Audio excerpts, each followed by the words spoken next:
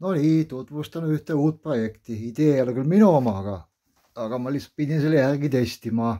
Netis nii palju neid videosid, neid on erinevaid versioone. Aga jah, sooja saab ja valgust. Et täitsa toimib. Praegu on mingi pool tundi töötanud. Aga täitsa toimib. Valguse projekt see ei ole, mis ma hommik rääks. Valguse projekt on midagi muud. Aga sooja tuleb.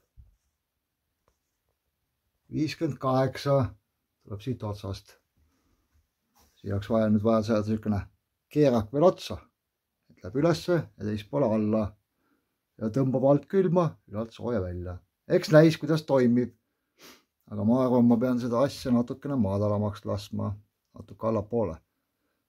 Et see point peaks ka mingi mõni miljonil tuledel peaks vahet olema. Et see tuli sealt just see tule tipp läheks siia toru sisse. Aga jah, 60 juba, et sooja tuleb. Uhab mõnusalt siit. Vaatame, kuidas see asi toimetab.